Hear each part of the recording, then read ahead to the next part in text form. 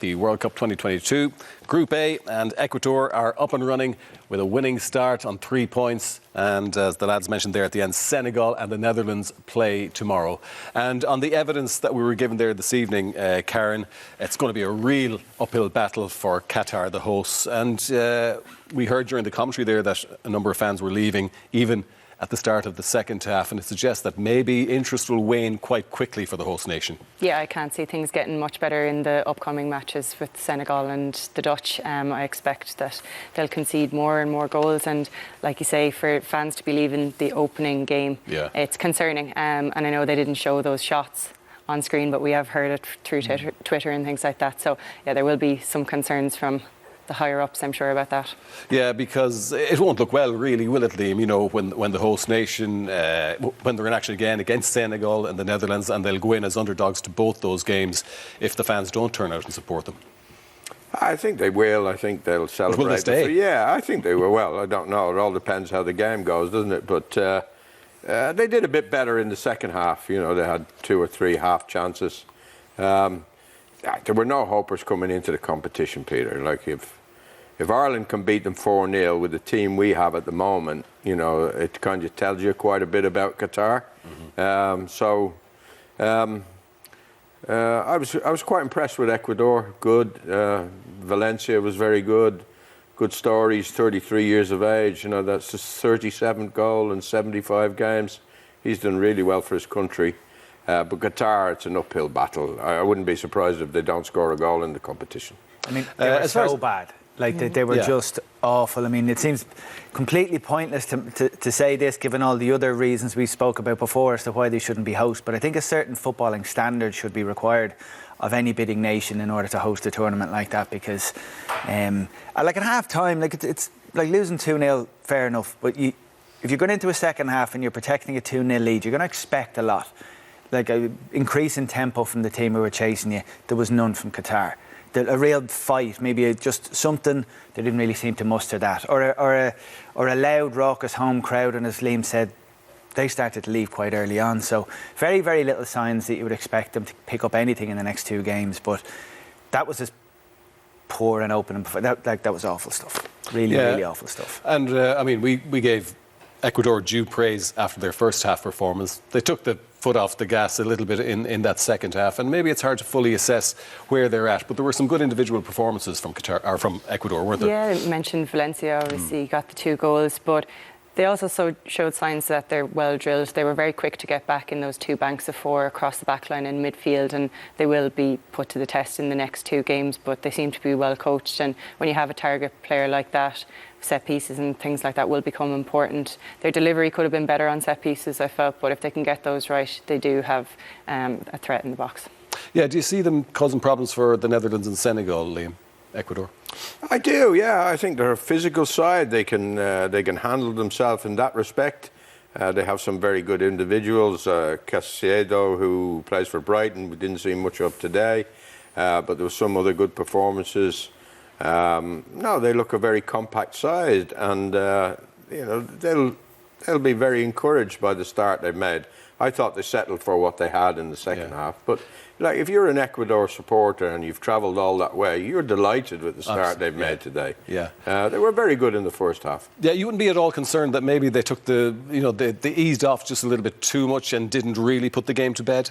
Well, yeah, you could be critical of them of that, but you know, they wanted to start with a win in the World Cup, and they got that, and they settled for what they had, and they really limited Qatar to very few half chances. So it was a job well done. Well done. Yeah. I wouldn't be critical of them. I mean, they were so in control. Like, sometimes if there's a few minute spell where you're starting to lose control, or maybe you're starting to get a bit nervy about what the opposition can do, maybe you need to up things, you need to change things. Yeah. There was no change needed from them. They were in 3rd gear at most for all that 45 minutes. Never really looked like conceding a goal. Yeah. Always looked like they were in control. So I think they played the second 45 minutes superbly, given the fixtures coming up and that it's a tournament and it's all a bit hectic from now on. Yeah. A change might have been required, though, had Qatar put away one of the chances. And in fairness, Richie, the 3rd opportunity we're going to see could have easily, on another day, flown into the net and changed the dynamic slightly for Ecuador. It could have done, yeah. Again, we were, I suppose, from a spectacle point of view, we were hoping to come out in the second half and see something from Qatar, that they were going to be some kind of attacking threat in particular. And this is a header from Pedro. This is on the hour mark. On another day, maybe it might have fallen kindly for the centre forward just in front of the goal, but it didn't. We're being very, very generous here, calling this a chance in the first place. Al Haidos boots it over, and Montari here, this is a good instinctive finish. Yeah. Would have been a superb goal going in, but you can see what he was trying to do. The keeper was off his line, so would have been a moment of quality had that gone in, but it didn't. It went over. Another opportunity to show some quality that they passed up on.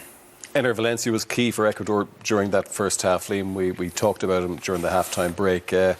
And we've put together his contribution to the game overall, and a little bit worrying that he hobbled off towards the end. Yeah, he led the line very well. A bit unlucky here that this was disallowed. I didn't see anything wrong with that goal. He looks good in the air. He looks a strong header to the ball. He does well here to get himself the penalty. I don't think the goalkeeper had to grab hold of his ankle like he did there, but he tucked it away well, supremely confident. Boom, rolled it into the corner. And then this was a real good header. He doesn't have to jump very high, but look at the power in his neck there to get that ball exactly into the corner. Oh, he scored in 2014. They were in the World Cup. He got Ecuador's all the goals.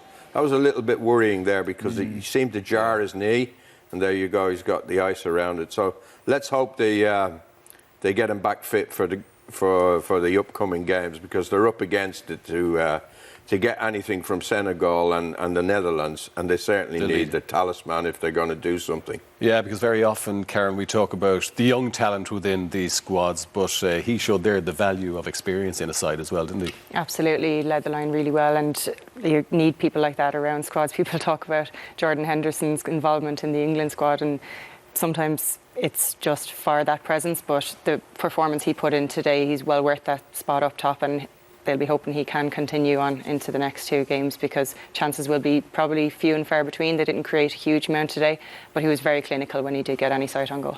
Yep, Ecuador running out 2-0 winners today, but of course they'll face far stiffer challenges from the Netherlands and Senegal in that group. Truly underway with matches of that calibre, and we're going to talk right now, Karen, about the other match in Group A tomorrow, Senegal against the Netherlands, and we've seen what Ecuador have to offer. But Senegal and the Netherlands would have come in as the two teams who are likely to finish first and second, but in what order is the debate. But Senegal, without Mane, he'll be a huge loss for them. Yeah, I think teams will fear Senegal, but without Mane, they're not that same threat up top. I'm looking forward to see what Holland or the Netherlands are like. Van Gaal is quoted saying it's a higher overall quality of squad that he had when he had the likes of Robin and Van Persie, so that's interesting. He feels he has the squad, and he mentioned Van Dijk as captain to take it all the way. I don't think anyone's really backed them to go as far as that, so I'm really interested to see how they get on tomorrow. Yeah, Richie Van Gaal has said that he thinks they can actually go on and win it, and they do appear to be a relatively young Dutch side who are definitely playing for the manager, and maybe under the circumstances, because he is seriously ill, you can understand that. Yeah, I think if that's playing in the players' minds, you'd absolutely understand that. They're on the back of a really good Nations League campaign. They have an injury worry of their own. Memphis Depay, who was their main man in qualifiers, I think he scored 12 goals. He was their top scorer by a distance. He's going to be unavailable for the opening game. They hope he'll be back after that. So they're not full strength either. But I think both of those teams, having watched that game today, I think will probably assess the group now. They'll be even more assured that their toughest fixture is their opening one they have tomorrow, so I don't think they'll take any unnecessary risks. Senegal, actually, while all the focus is that Mane isn't going to be playing and they'll be weakened up front, their strength is at the back. I think 6 of the last 8 games have been clean sheets, so they, I think, will keep it as tight as possible tomorrow, particularly given the next 2 fixtures that they know are coming up. Yeah, Liam, I mean, prior to seeing Ecuador today, I mean, would you have fancied both Netherlands and Senegal to qualify from Group A? I would, yeah. Well, Ecuador did well to qualify for the World Cup. Finished 4th. They beat, as we said before the programme, before the match, should I say, that they beat Uruguay, they beat Colombia well. So they'll be difficult opponents. But it's likely that the team that wins tomorrow, if there is a winner, will win the group. And, you know, I would favour Holland or Netherlands. as Mane is out for Senegal. Yeah, that's a big one to look forward to tomorrow. Senegal against the Netherlands from Group A, and it kicks off at 4 o'clock.